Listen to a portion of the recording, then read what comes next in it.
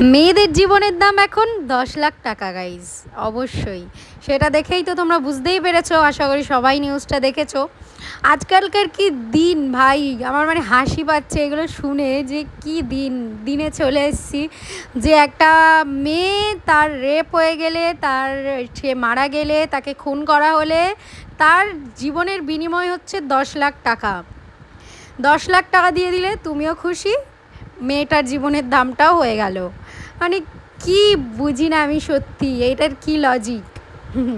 15ই আগস্টের দিন আমরা ঘুরতে বেরিয়েছিলাম। ঘুরতে মানে কি, ঘুরতে মানে সেরকম কোনো ঘুরতে না, আমরা জাস্ট এসেছিলাম এই যে 6 জন মিলে একটু চা খেতে। মুন্সিদ এখানে চলে এসেছিলাম, মানে সবাই মিলে একটু গল্প করব আর কি, মানে এই সব নিয়ে যা চলছে সেই সব নিয়েই আমরা একটু গল্প করব, এই জন্যই আমরা চলে এসেছিলাম মুন্সিতে। আর মুন্সিতে আসার পরেই হচ্ছে কি আমরা একটু চা খেয়ে নিলাম। আর প্রচুর লোক হয় এখানে, মানে সব দিনই, নর্মাল দিন হোক বা এমনি কোনো অকেশান হোক। তো আমরা চা নিয়ে নিয়েছিলাম। আর আমারও শরীরটা অনেকটাই খারাপ, ঠিক আছে, মানে শরীরটা এতটা খারাপ, আর কি বলবো, অনেক খারাপ। এটা আর বললাম না কি খারাপ না খারাপ। জ্বর থেকে শুরু করে মাথা যন্ত্রণার জন্য বাম ফাম লাগিয়ে তারপরে এসছি। তো এই যে দেখো আমরা 6 জন চলে এসেছি। চা খেয়ে নেবো প্রথমে, চা খাওয়ার পরে একটু কাবাব খাবো। এই যে কাবাবের দোকানে চলে এসেছি। কাবাবের দোকানে আসার পরে এই দাদুর সাথে দেখা হয়, যেখানে নিশিত সবার ফার্স্টে যায়। নিশিত গিয়ে দেখে যে উনি হচ্ছে গিয়ে এই যে 10 টাকার এই চাবির রিংগুলো বিক্রি করেন এখানে ঘুরে ঘুরে। তো দেখে আমাদের একটু মানে ভালো লাগলো। কেন বলো তো, যে ভিক্ষা করে খাওয়ার চেয়ে কিছু কষ্ট করো, অল্প হলেও কষ্ট করো, দেখবে সেটা তোমাকে আরও বেশি লোক মানে ভালোবাসবে, সেটাতে আরও তুমি অনেক এগিয়ে যাবে। তো সেই জন্যই আমরা হচ্ছে গিয়ে এখানে স্পেশালি কিনবো বলেই এখানে এসেছি, যেখানে আমাদের কাছে কোনো ক্যাশ ফ্যাশ ছিল না। তবুও আমি ওই কাবাবের দোকানে 100 টাকা দিয়ে সেখান থেকে নিলাম। আর এগুলো হচ্ছে 20 টাকা করে নিয়েছিল, সরি 10 টাকা বলে ফেললাম ভুল করে, 20 টাকা করে নিয়েছিল। কিন্তু এত কিউট জিনিস ছিল। তো নিশিতকে আমি বললাম এই যে টম অ্যান্ড জেরিটা আছে এই দুটো নিয়ে নাও, মানে সবাই মিলেই বলা হয়েছিল।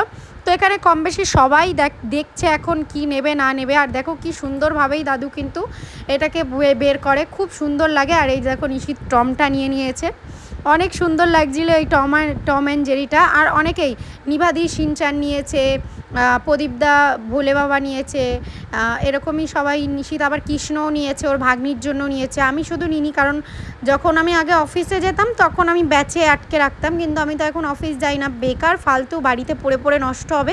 তো আমি নিইনি, নিশিতকে 3টে আমি দিয়েছি। তো তারপরে এগুলোই কিনে নিলাম। তো আমারও মনে হয় যে এরকম ভিক্ষা দেওয়ার থেকে, মানে ভিক্ষা দিতে চাও না অবশ্যই ঠিক আছে, আমিও সেটাকে সাপোর্ট করি, কিন্তু যদি এরকম জিনিস দেখো না, যদি একটু বেশি দামও হয় না তাও কেনো, মানে এটাতে কোনো ক্ষতি নেই। ভগবান দেখছেন, ভগবান ঠিক তোমাদেরকে সেটা যদি তোমাকে সে ঠকিয়েও দেয় তাহলেও তুমি ঠকোনি ভগবানের কাছে। তো এটাই হচ্ছে গিয়ে কথা। আশা করছি ভগবান দেখছে সব কিছুই, এই শুধু এই পরিস্থিতি না, যে পরিস্থিতি এখন চলছে ভগবান দেখছেন, ভগবান অবশ্যই কিছু না কিছু করবে। অবশ্যই আশা রাখছি যে এর ন্যায্য বিচার আমরা পাবো, ঠিক আছে। তো এই নিয়ে অনেক কথাবার্তা চলছিল, সবাই খুব মানে রেগে যাচ্ছিলাম, মানে অনেক রকম কথাবার্তা, মানে কি বলবো, সত্যি আমরা তো সাধারণ মানুষ, এটা সত্যি আমরা সাধারণ মানুষ, আমরা তো মধ্যবিত্ত, আমরা না মানে কিছু বলতে পারি, শুধু আমরা সহ্য করে যাই।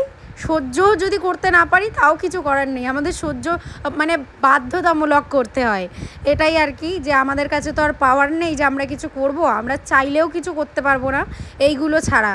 তো যাই হোক, এর বেশি আমরা কি করতে পারি, আমরা যদি করতে পারতাম অবশ্যই সব কিছুই করতাম। আমরা সেটাই সবাই মিলে অনেক ডিসকাস করছিলাম, কিন্তু আমাদের কাছে কিছু করার নেই। তো আমরা খুবই মধ্যবিত্ত ফ্যামিলি থেকে বিলং করি, আমাদের মানে সেরকম মানে যে খুব হাইফাই ব্যাপার এরকম কিছুই নেই। সবাই যারা জানে, মানে তোমরা যারা ভিডিওটা দেখবে তারাও আশা করছি সেই সেম পজিশন থেকেই বিলং করে। তো যাই হোক, এই জন্যই হচ্ছে গিয়ে কিছু করার নেই। আর এখানে আমার সাথে যে ভালো ঘটনাটা ঘটেছে, দেখলাম কিছুটা রাস্তার এপাশেই দেখি একটা 20 টাকার নোট পড়ে আছে। আমি ভাবলাম আমি চোখে কম দেখি, তো আমি হতেই পারে, আর আমি চশমা পরে যাইনি, আমি বললাম তাহলে হতেই পারে আমি ভুলভাল দেখছি। তো তুলে দেখি ওটা টাকা। তারপরে নিশিত ওটাকে ভালো করে ধুয়ে মুছে বলছে ওটাকে স্নান করিয়ে দিচ্ছি, দেখ ওটাকে কি করতে হয়। পুরো স্নান করিয়ে দিল কি সুন্দর করে। তো যাই হোক, এটা করার পরে তাড়াতাড়ি বাড়ি চলে এসেছিলাম, আর এসে মাকে নিয়ে মোড়ে গিয়েছিলাম, মানে মোড়ে যাইনি, এটা হচ্ছে মোড় একটা শপিং মল, সেখানে গিয়েছিলাম। আর ভিডিওটা এই অবধি ছিল, কেমন লাগলো অবশ্যই জানিও, পেজটাকে ফলো করে দিও, টাটা।